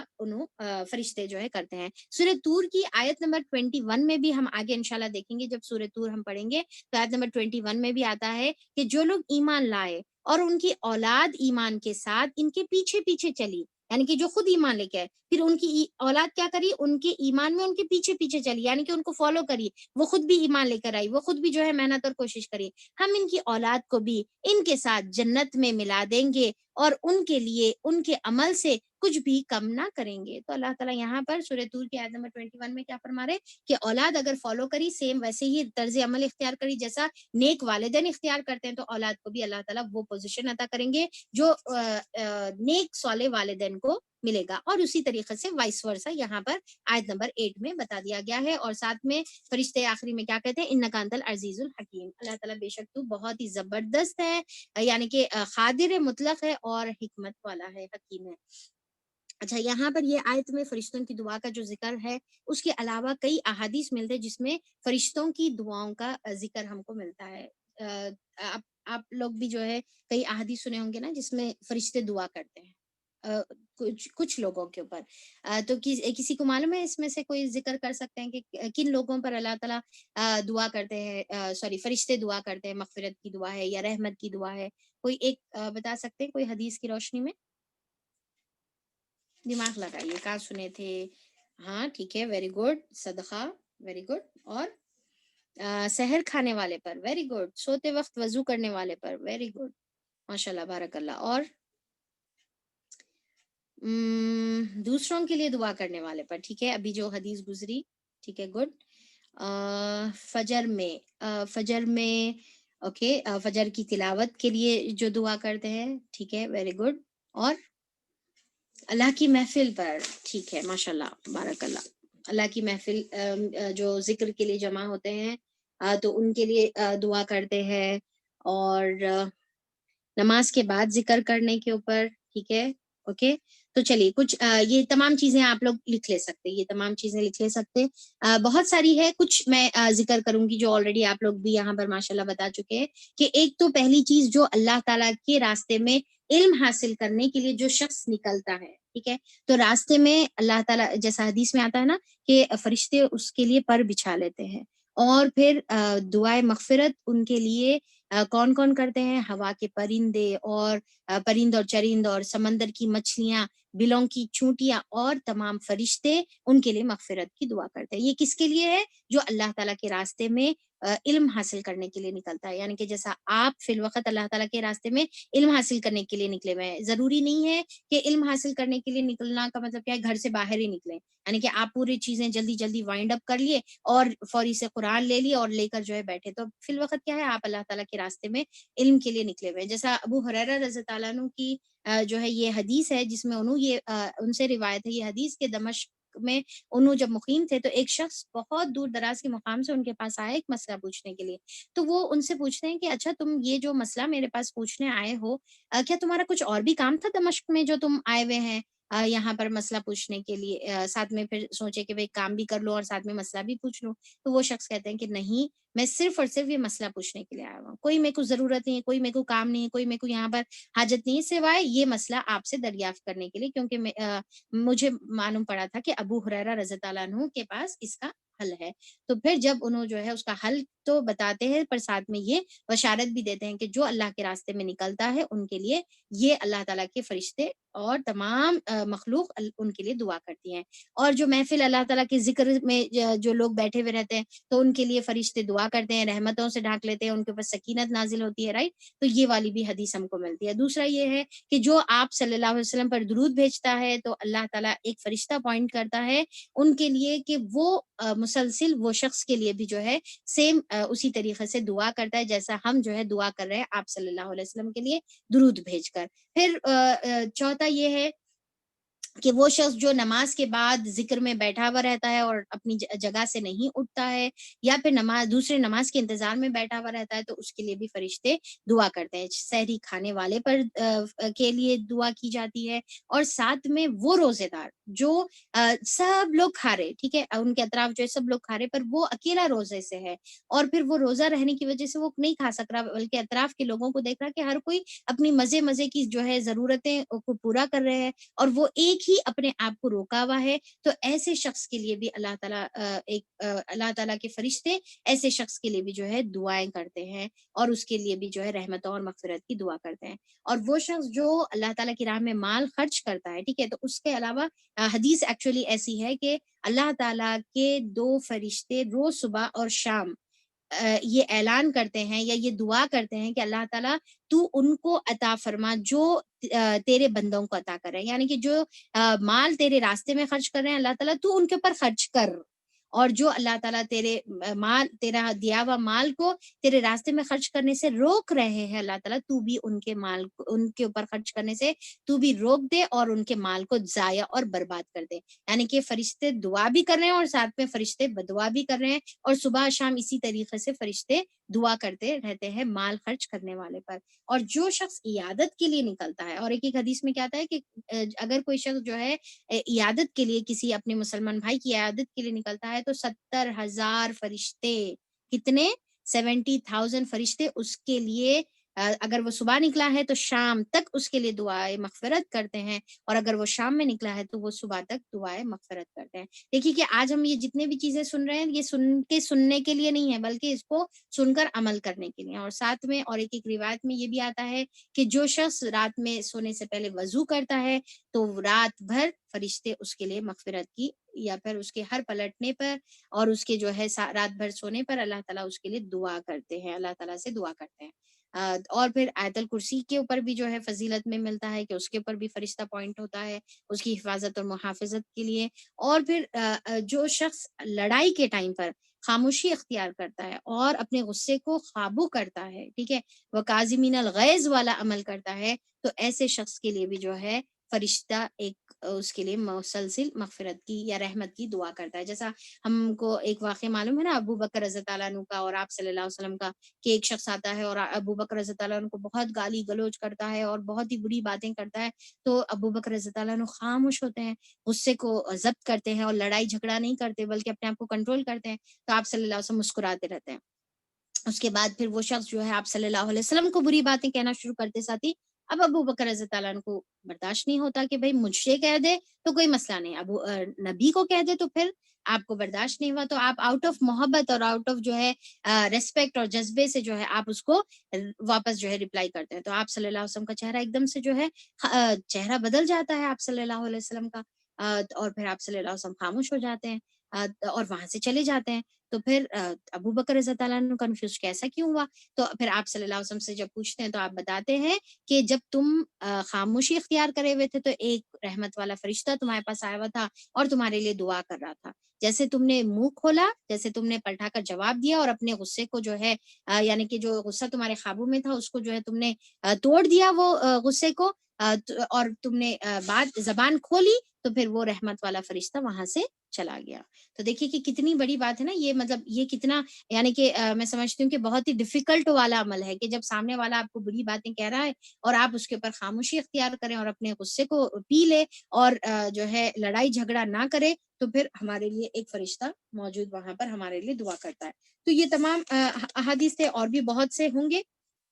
تو اللہ تعالیٰ سے دعا ہے کہ اللہ تعالیٰ اس کے اوپر ہم کو جو ہے عمل کرنے کی توفیق دے، اور اللہ تعالیٰ یہ تمام جو صفات جس پر فرشتوں کی سب سے پہلے تو ایمان والی صفت ہے، اور دوسرا اس کے علاوہ یہ حدیث کی روشنی میں کافی جو ہے ہم کو صفات ملے، تو ان تمام صفات کے اوپر اللہ تعالیٰ ہم کو توفیق عطا فرمائے کہ ہم ان کے اوپر عمل کریں. اور پھر اللہ تعالیٰ یہاں پر جو ہے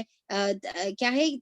آیت نمبر 9 میں آتا ہے کہ اور بچا دے ان کو برائیوں سے، جس کو تو نے قیامت کے دن برائیوں سے بچا دیا، اس پر تو نے بڑا رحم کیا اور یہی بڑی کامیابی ہے. اور مزید انہوں کیا دعا کرتے ہیں کہ اللہ تعالیٰ ان کو تمام برائیوں سے بچا دے. اب سیئات میں کیا آئے گا کہ دنیا میں گناہوں سے بچا دے اللہ تعالیٰ ان کو، جو بھی گناہ کے مواقع ہے اللہ تعالیٰ اس سے ان کی جو ہے حفاظت فرما، اور آخرت میں بھی جو ہے ان کے اوپر جو ہے کوئی بھی آخرت کا جو وبال ہے، آخرت کی جو ہولناکیاں ہے، قیامت کی جو یعنی کہ عذابات ہے، اللہ تعالیٰ تو تمام چیزوں سے ان کو بچا لے، اور اپنے اللہ تعالیٰ تو اپنے رحمت کے سائے میں ان کو لے لے، بے شک تو بڑا رحم کرنے والا ہے. اور پھر اللہ تعالیٰ آگے فرماتے ہیں جن لوگوں نے کفر کیا ہے قیامت کے روز ان کو پکار کر کہا جائے گا آج تمہیں جتنا شدید غصہ اپنے اوپر آ رہا ہے، اللہ تعالیٰ تم پر اس سے زیادہ غضبناک اس وقت ہوتا تھا جب تمہیں ایمان کی طرف بلایا جاتا تھا اور تم کفر کرتے تھے. یعنی کہ جب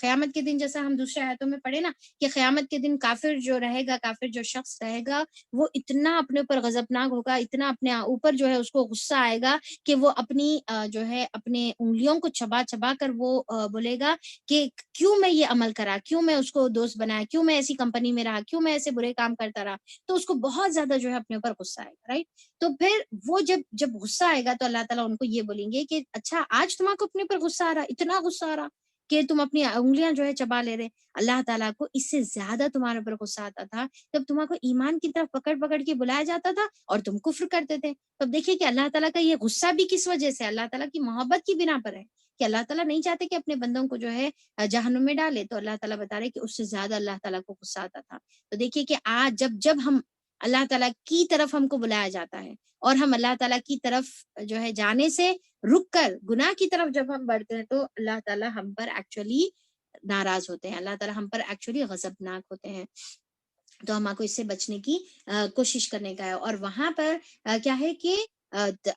وہاں پر افسوس کرنے سے کوئی فائدہ نہیں رہے گا، یہیں پر اپنے آپ کو بچانے کا ہے. وہ کہیں گے اے ہمارے رب تو نے واقع ہمیں 2 دفعہ موت اور 2 دفعہ زندگی دے دی ہے، اب ہم اپنے قصوروں کا اعتراف کرتے ہیں کہ اب یہاں سے نکلنے کی کوئی سبیل موجود ہے. تو قیامت کے دن وہ شخص کہے گا جب دوبارہ اٹھا کر کھڑا کیا جائے گا اس کو، تو وہ کہے گا کہ اللہ تعالیٰ آپ ہم کو آلریڈی 2 مرتبہ زندگی دیے. یعنی کہ ایک وہ زندگی تھی جب وہ روح تھا تو اللہ تعالیٰ دنیا میں اس کو یعنی کہ ماں کے پیٹ میں اس کو زندگی عطا کر کر اللہ تعالیٰ نے دنیا پہ بھیجا. تو دنیا کی زندگی اللہ تعالیٰ نے اس کو عطا فرما دی، رائٹ. پھر اس کے بعد اللہ تعالیٰ نے اس کو یعنی کہ موت کی حالت سے اللہ تعالیٰ نے اس کو زندہ کیا. پھر زندگی کی حالت سے پھر اللہ تعالیٰ اس کو جو ہے جب دنیا میں آتا ہے تو پھر اس کے اوپر موت طاری ہوتی ہے. پھر اس کے بعد موت آنے کے بعد پھر دوبارہ قیامت کے دن اس کو زندہ کر کر اٹھایا جائے گا. تو جب وہ یہ سائیکل دیکھ رہا کہ میں پہلے کچھ بھی نہیں تھا، ٹھیک ہے، قابل ذکر چیز بھی نہیں تھا، تو اللہ تعالیٰ نے وہ موت سے مجھے زندہ کیا، پھر زندگی سے مجھے موت دیا، پھر اب میں کو زندہ کیا، تو یہ 2 مرتبہ زندہ کر دیا اللہ تعالیٰ اور 2 مرتبہ موت دے دیے. تو شاید اب اور ایک زندگی اللہ تعالیٰ دے سکتے. تو اب وہ کیا بول رہا اللہ تعالیٰ، اب میں اپنے قصوروں کا اعتراف کر لیا، میرے کو احساس ہو گیا کہ میں بہت غلط کام کرا، ایک مرتبہ آپ دنیا میں میرے کو واپس بھیج دیجیے اللہ تعالیٰ، میں اچھے عمل کر کے آؤں گا، ایک مرتبہ اور ایک زندگی دیجیے. جب 2 مرتبہ زندگی دے چکے ہیں تو تیسری بھی ایک مرتبہ زندگی دیجیے تاکہ میرے کو یہاں سے بچنے کی، یہاں سے نکل کر بھاگنے کی کوئی راستہ مجھے مل جائے. تو وہ وہاں پر جو ہے اس طریقے سے پوچھے گا، پر اللہ تعالیٰ وہاں پر اس کو کیا بتائیں گے کہ بس جو بھی دنیا کی زندگی تھی زندگی ختم، اب پھر تمہارے کو اور ایک زندگی نہیں ملے گی. کہ 2 مرتبہ زندگی اور 2 مرتبہ موت کا ذکر ہم اس سے پہلے سورہ بقرہ کی آیت نمبر 28 میں پڑھ چکے ہیں کہ اللہ تعالیٰ وہاں پر فرماتے ہیں کیف تکفرون باللہ وکنتم امواتا فاحیاکم ثم یمیتکم ثم یحییکم ثم الیہ ترجعون، کہ تم کیسے اللہ تعالیٰ کا انکار کرتے ہو حالانکہ تم بے جان تھے، تو اس نے تمہیں زندگی بخشی، پھر وہی تمہیں موت دے گا، پھر وہی تمہیں زندہ کرے گا، پھر اسی کی طرف تم لوٹائے جاؤ گے. یعنی کہ دنیا میں اللہ تعالیٰ جو زندگی دیے ہوئے ہیں تو اور جو موت دیے ہوئے ہیں اس کے درمیان اللہ تعالیٰ نے ہم کو ایک موقع دیے ہوئے ہیں کہ اس میں عمل کر لو، جو عمل کرنا ہے کر لو، ہماری کھلی چھوٹ بھی ہے، ہماری مرضی بھی اللہ تعالیٰ دے دی ہوئے، جو چاہے وہ عمل کر. پر اس کے بعد جب موت آئے گی تو پھر تمہارے کو عمل کا پورا جو وقت ہے وہ تمام وقت ختم ہو جائے گا. وہاں پر تم یہ بولیں گے کہ ربنا ابصرنا وسمعنا، جیسا سورہ سجدہ کی آیت نمبر 12 میں ہے نا کہ اللہ تعالیٰ ہم دیکھ لیے، ہم سن لیے، فرجعنا، لہٰذا ہم کو بھیج دیجئے واپس. کس لیے؟ نعمل صالحا، ہم اچھے کام کر کے آتے اللہ تعالیٰ، انا موقنون، بے شک اب ہم یقین کرنے والے ہیں. تو وہاں پر کیا ہوگا؟ کیا وہاں پر ان کی یہ جو قول ہے کہ کاش ہم کو ایک مرتبہ واپس بھیج دیا جائے، کاش ہم کو ایک مرتبہ زندگی مل جائے تو ہم اچھے کام کریں گے، تو کیا وہ کاش پورا ہوگا ان کا؟ کیا دوبارہ زندگی ختم؟ اللہ تعالیٰ 2 بار زندگی دیے، 2 بار موت دیے، اب دوبارہ پھر زندہ اللہ تعالیٰ مرنے کے بعد جو قیامت کی جو زندگی ہے اس کے بعد پھر اللہ تعالیٰ موت اس کو نہیں دیں گے یا دوبارہ موقع اس کو نہیں دیں گے. جو بھی موقع ہے آج، جو بھی موقع ہمارے لیے ہے آج ہے. اب دوسرا اور ایک چیز دیکھیے کہ جب ہم پہلے مردہ تھے تو ہمارے ہاتھ میں نہیں تھا، پھر اللہ تعالیٰ ہم کو ماں کے پیٹ میں زندہ کیے، ہم اپنے سے سلیکٹ نہیں کرے، اللہ تعالیٰ یہ ماں کے پیٹ میں ہم کو ڈالیے اور یہ شہر میں ڈالیے، یہ رنگ کا مجھے بنائیے، یہ جگہ مجھے پیدا کیجیے، ہمارے ہاتھ میں وہ بھی نہیں تھا. موت، دوبارہ جو موت ہے وہ جو آنے والی ہے وہ ہمارے ہاتھ میں نہیں ہے، ہماری مرضی سے ہم مرنے والے نہیں ہیں. دوبارہ جو زندگی ہے وہ بھی ہماری ہاتھ میں نہیں ہے، ٹھیک ہے، جو مر کر اٹھائے جائیں گے جب اللہ تعالیٰ حکم دیں گے، ایک جھڑکی ہوگی اور تمام کے تمام اٹھ کر کھڑے ہو جائیں گے. تو جس طریقے سے یہ تمام ہمارے ہاتھ میں نہیں ہے تو پھر دوبارہ زندگی دینا بھی صرف اور صرف اللہ کے ہاتھ میں ہے، ہم اپنی مرضی سے دوبارہ نہیں آ سکتے. ایک بات یہ ہو گئی. دوسرا بات یہ ہو گئی کہ زندگی اور موت دینا اللہ کی مرضی ہے، پر زندگی اور موت کے درمیان جو عمل کرنا ہے وہ ہماری مرضی ہے. اب ہم یہ ڈیسائیڈ کرنا ہے کہ فائنل جو ہماری ڈیتھ ہے اور اس کے بعد جو فائنل ہماری جو لائف ہے اس میں ہم کہاں ہمارا ڈیسٹینیشن ہم بنانا چاہ رہے، تو اس کے مطابق ہم کو زندگی میں عمل کرنا ہے. جواب ملے گا یہ حالت جس میں تم مبتلا ہو اس وجہ سے ہے کہ جب اکیلے اللہ کی طرف بلایا جاتا تھا تو تم ماننے سے انکار کر دیتے تھے، اور جب اس کے ساتھ دوسروں کو ملایا جاتا تھا تو تم مان لیتے تھے. یعنی کہ جب ایک توحید کی طرف تمہارے کو دعوت دی جاتی تھی تو جب تم نہیں مانتے تھے، اور جب توحید کے علاوہ شرک کی جب بات کی جاتی تھی، اللہ کے علاوہ کسی اور کو ملایا جاتا تھا، تو تم بڑے جو ہے خوشی خوشی جو ہے آ جاتے تھے، جس کا ذکر ہم سورہ زمر میں بھی جو ہے پڑھ چکے ہیں نا. سورہ زمر کی آیت نمبر 45 میں اسی طریقے کا ذکر گزرا نا کہ جب اللہ کا ذکر ہوتا تو دل جو ہے کفر کرنے والوں کے دل کڑتے ہیں، اور جب اللہ کے علاوہ کسی اور کی بات کی جاتی ہے تو بڑے ہی کھل اٹھتے ہیں. تو سیم اسی طریقے کا مضمون اب یہاں پر بھی آ گیا ہوا ہے. اب فیصلہ اللہ بزرگ و برتر کے ہاتھ میں ہے، وہی ہے جو تم کو اپنی نشانیاں دکھاتا ہے اور آسمان سے تمہارے لیے بارش کے ذریعے سے رزق نازل کرتا ہے، مگر ان نشانیوں کے مشاہدے سے سبق صرف وہی شخص لیتا ہے جو اللہ تعالیٰ کی طرف رجوع کرنے والا ہے. بس اے رجوع کرنے والو، اللہ ہی کو پکارو اپنے دین کو اس کے لیے خالص کر کے. کیا حکم دیا جا رہا ہے؟ فدعوا اللہ مخلصین لہ الدین ولو کرہ الکافرون، کہ اللہ تعالیٰ کے لیے اپنے دین کو خالص کرتے ہوئے اللہ کو پکارو. اب یہاں پر دیکھیں کہ حکم کس کا دیا جا رہا ہے؟ دعا کرنے کا حکم دیا جا رہا ہے. اور دعا کیسی کرنی چاہیے؟ صرف اور صرف اللہ تعالیٰ کو خالص کرتے ہوئے دعا کرنا چاہیے. یعنی کہ اب اس کا ایک مطلب کیا نکلتا ہے کہ اللہ تعالیٰ کے علاوہ کسی اور سے دعا نہیں کرنا چاہیے، ایک مرتبہ نکلتا ہے. دوسرا مرتبہ نکلتا ہے کہ دوسرا مطلب یہ نکلتا ہے کہ اللہ تعالیٰ سے دعا کرنا ہے، کر رہے ہو تو اپنے دین کو، اپنی زندگی کو اللہ کے لیے خالص کر لو. جب جا کے پھر اللہ سے دعا کریں گے تو پھر وہ دعا قبول ہوگی. اگر تمہاری دین کا مطلب یہاں پر کیا ہے، دین کا مطلب کیا ہے؟ مخلصین لہ الدین. دین کا مطلب کیا ہے؟ زندگی گزارنے کا طریقہ، تمہاری زندگی. ٹھیک ہے، تو تمہارا لائف سٹائل میں اگر اخلاص نہیں ہے اور اس کے بعد تم اللہ تعالیٰ سے دعائیں کر رہے ہیں تو پھر وہ دعا قبول نہیں کی جائے گی. جیسا آتا ہے نا، ایک حدیث میں آتا ہے نا کہ ایک شخص جو ہے بہت ہی بری حالت میں، دھول کی حالت میں سفر کر کے، لمبا سفر، بال بکھرے ہوئے ہیں، چہرے پر دھول اڑ رہی ہے، یعنی کہ کپڑے اور اس کے پیر جو ہے پورا گرد آلود ہے، اور وہ اللہ تعالیٰ اس کو جو ہے گڑا کر پکارتا ہے، پر اللہ اس کی دعا نہیں قبول کرتا. کیوں؟ کیونکہ اس کا مال حرام کا تھا، اس کا لقمہ حرام کا تھا، اس کا پلے والا جو گوشت ہے، اس کا خون ہے، وہ تمام حرام مال سے پلا ہوا تھا. تو ایسے حرام مال سے پلنے والا جسم کی دعا اللہ تعالیٰ قبول نہیں کرتا، کیونکہ اس نے اپنے دین کو، اپنے لائف سٹائل کو اللہ کے لیے خالص نہیں کر لیا، اپنی منمانی کی زندگی گزارا، حرام کا، سود کا اور انٹرسٹ کا، اور پھر جو ہے غلط طریقے سے مال کما کر اس نے اپنی باڈی کو پالا تھا، اس کی دعا قبول نہیں ہوئی. تو یہ تو ایک ایگزامپل ہے، یعنی کہ یہ جو حدیث میں بتائی یہ ایک ایگزامپل ہے. اسی طریقے سے جو شخص اپنے لائف سٹائل کو اللہ کے لیے خالص نہیں کرتا، اس کے بعد کتنی بھی دعائیں کر لے، ٹھیک ہے. اب اخلاص میں، خالص میں کیا آ گیا؟ ایک تو شرک سے اپنے آپ کو پاک کرنا ہے، اور دوسرا زندگی، لائف سٹائل کے ہر طریقے میں اللہ کے احکامات کے مطابق زندگی گزارنا ہے. اور اس کے بعد پھر اللہ تعالیٰ سے دعا کریں گا تو پھر دعا قبول ہوں گی، اور وہ دعا اللہ تعالیٰ قبول بھی کریں گے چاہے لوگوں کو کتنا ہی ناگوار گزرے. خواہ تمہارا یہ فعل کافروں کو کتنا ہی ناگوار گزرے. کون سا فعل؟ اپنے آپ کو جو اللہ کے لیے خالص کر کے، شرک سے اپنے آپ کو پاک کر کے، ایک توحید کی طرف اپنے زندگی کو لا کر، اپنے لائف سٹائل کو اللہ تعالیٰ کے احکامات کے مطابق بنا کر جو زندگی گزاریں گے، تو پھر ایسی چیز چاہے اللہ تعالیٰ، چاہے کافروں کو کتنا ہی ناگوار گزرے، اللہ تعالیٰ پھر تمہاری دعاؤں کو بھی قبول کرے گا، تمہارے ہر عمل کو، اور تمہاری پوری زندگی کو بھی پھر جو ہے اللہ تعالیٰ قبول کرنے والا ہے. اچھا، اس سے ریلیٹڈ جو ہے ایک حدیث ہے، وہ انشاءاللہ ہم لوگ دیکھ لیں گے، اور اس کے بعد جو ہے یہاں پر آیت کو ہم یعنی کہ آج کی کلاس کی آیتوں کو ختم کریں گے،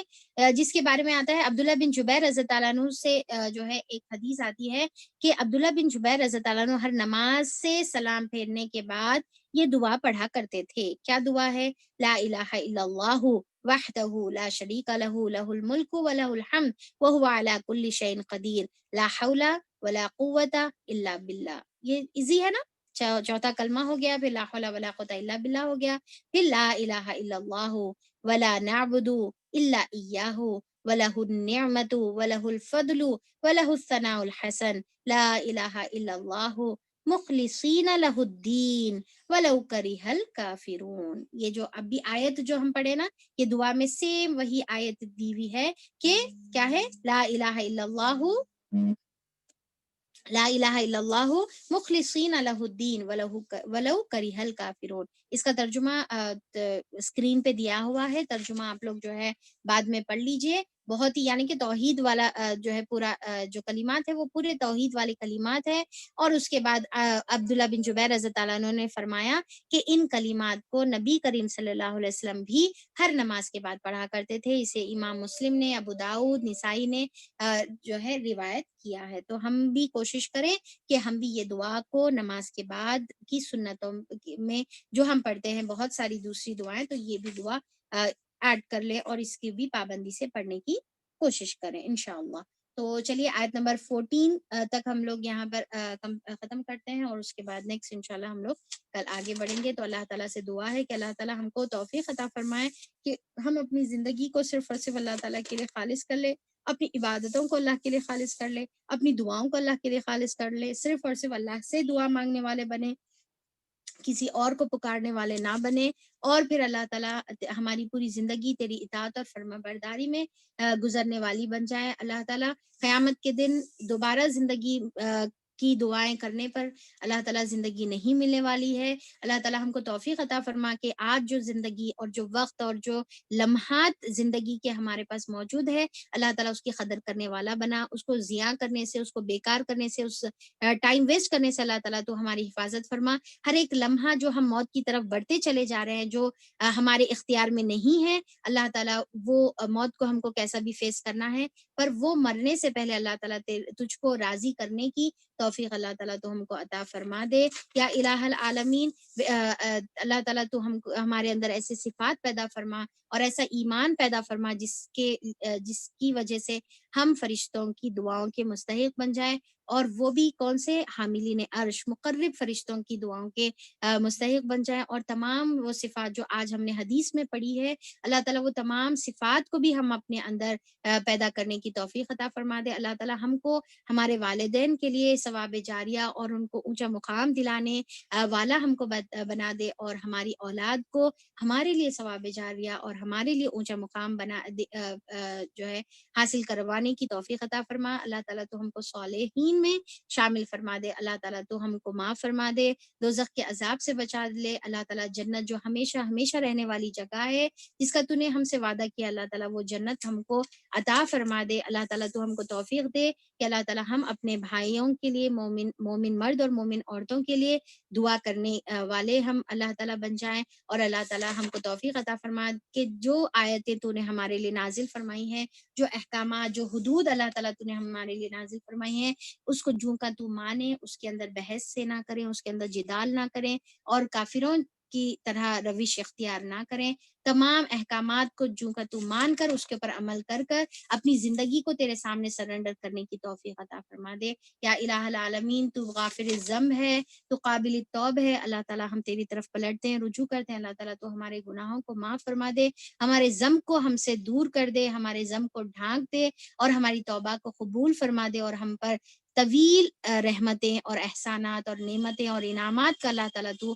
بارش برسا دے۔ اللہ تعالیٰ ہم کو لا الہ الا اللہ پر عمل کرنے کی توفیق عطا فرما، لا الہ الا اللہ والی زندگی عطا فرما، اور لا الہ الا اللہ والی موت عطا فرما دے۔ اللہ تعالیٰ تو ہماری اور تمام مومن مرد اور مومن عورتوں کی مغفرت کر دے، جو زندہ ہے اور جو مر چکے ہیں۔ اللہ تعالیٰ تو ہمارے والدین پر رحمت فرما، اگر وہ زندہ ہیں اور مر چکے ہیں۔ رب ارحمہما کما ربیانی صغیرا، ربنا لا تزغ قلوبنا بعد إذ هديتنا وهب لنا من لدنك رحمة إنك أنت الوهاب، ربنا اغفر لي ولوالدي وللمؤمنين يوم يقوم الحساب، ربنا تقبل منا إنك أنت السميع العليم وتب علينا إنك أنت التواب الرحيم، سبحان ربك رب العزة عما يصفون وسلام على المرسلين والحمد لله رب العالمين، وصلى الله على نبينا محمد وآله وصحبه أجمعين برحمتك يا أرحم الراحمين، سبحانك اللهم وبحمدك نشهد أن لا إله إلا أنت نستغفرك ونتوب إليك۔ اچھا، ایک امپورٹنٹ اناؤنسمنٹ ہے، تھوڑا سا رک جائیں۔